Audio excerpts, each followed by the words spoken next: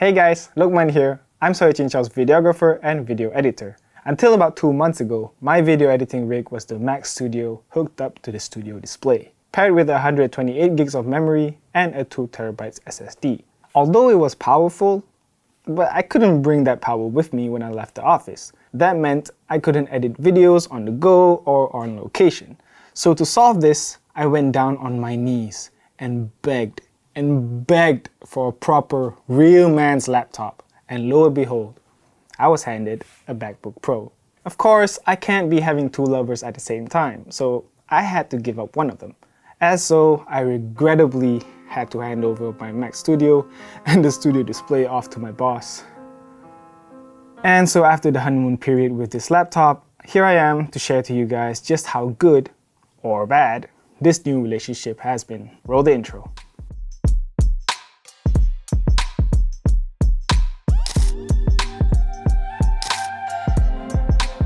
Before I share my experience using the MacBook Pro for video editing, let's first quickly take a look at what you get in the box. First things first, the laptop itself.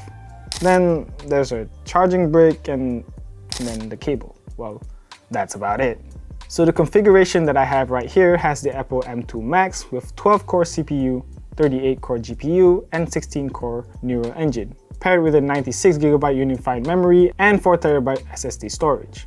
It has the 14-inch Liquid Retina XDR display, HDMI port, SD card slot, 3 Thunderbolt 4 ports, headphone jack, MagSafe 3 port, and a backlit Magic Keyboard with Touch ID. I've been using this MacBook Pro for a good couple of months now for work and messing about, but mostly for work, I promise. This review video was edited on this machine using Adobe Premiere Pro. Now, my review of the MacBook Pro will mainly focus on video editing for work because that's what it's for. Right off the bat, I love that with my new partner in crime, I can now work from anywhere. It feels so liberating not being tied to a power outlet. With the Mac Studio, I was only limited to working at the office or at home because I needed a power outlet, not to mention a monitor. Thanks to its portability, I can work where I'm comfortable and not where the computer is comfortable. And because of that, I've gotten much more work done and done quickly. Right, boss? What I appreciated the most was that it didn't matter if the laptop was plugged in or running on battery. I always got the performance I needed out of it to do my work peacefully.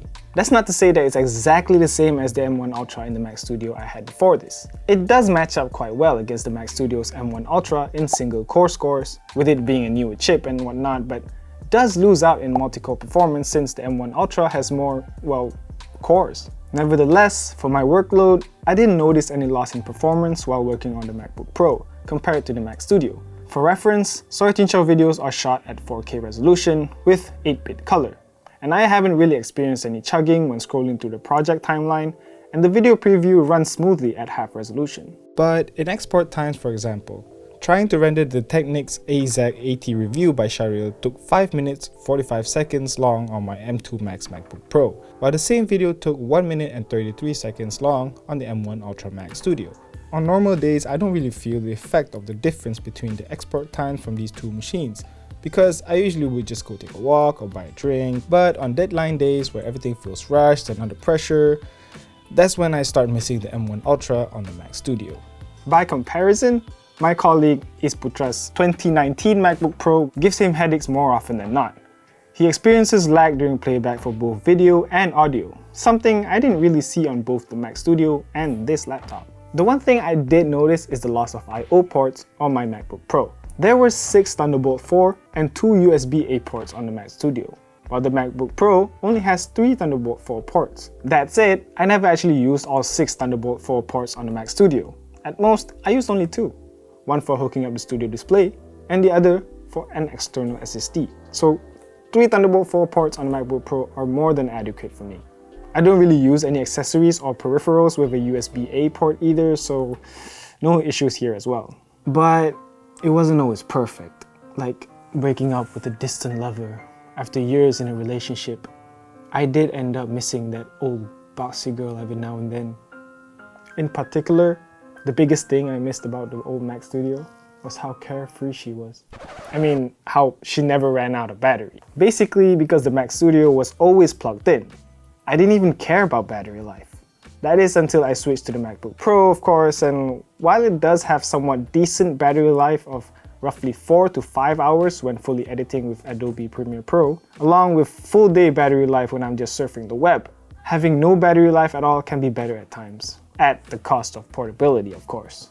And of course, we have to talk about the displays as well. By switching over to the MacBook Pro, I went from using a 5K 27-inch screen on the studio display to a 14-inch screen with a resolution of 3024 by 1964 on the MacBook Pro.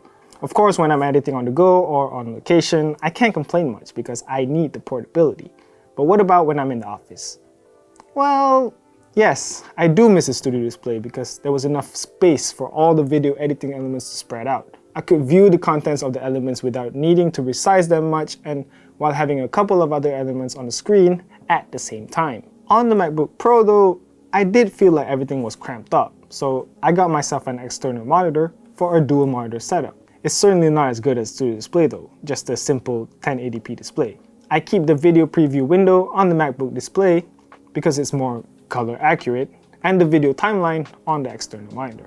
I sometimes do miss the Studio Display, but after 2 months, I'm getting used to this dual display setup, and I'm actually starting to prefer this setup. And of course, like another ex-lover from another previous relationship, I can always get back together for a quick fling every now and then. But just, just grabbing it off Sophie's desk. And of course, we have to talk about the elephant in the room here, the M3 MacBook Pro. Just as I was writing the script, Apple came out swinging and released the M3 family of processors, along with the new 14 and 16-inch MacBook Pro. As a result, you can't even buy this exact laptop anymore on the Apple website, but it's not like I'm going to break up with my current MacBook Pro just because the new one is more powerful and beautiful.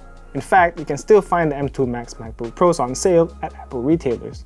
And for the most part, they will be a fair bit cheaper too compared to the M3 Max MacBook Pro. So if you yourself don't need the latest and greatest but still want a fairly great laptop, the M2 Max MacBook Pro is definitely worth a look. But anyway, back to the question at hand. Did downgrading to the MacBook Pro in the name of portability have a significant impact on my workflow? And would I switch back to the Mac Studio given the option? Well, the answer to both questions is actually no. Switching from the Mac Studio to the MacBook Pro didn't really negatively affect my workflow in any way. If anything, I see it as an upgrade going to the MacBook Pro because I can now use my time more productively for work thanks to its portability. Therefore, any advantage the Mac Studio has in computing power is eclipsed by the fact that I can get my work done faster and more comfortably. I'm happy with the MacBook Pro, and I wouldn't switch back to the Mac Studio if I were given the option. But for those of you using an Intel-based MacBook like is, I would say having used both the Intel and M2 variants of the MacBook Pro, that it is worth upgrading to the M2 MacBook Pro, for video editing in Adobe Premiere Pro at least. Well guys, that is it for this video. If you like this video, show your support by smacking the like button. Also, don't forget to follow SoyaCincau on our social media channels with the links in the description below. I'm Luqman. I'll see you in the next one. See ya!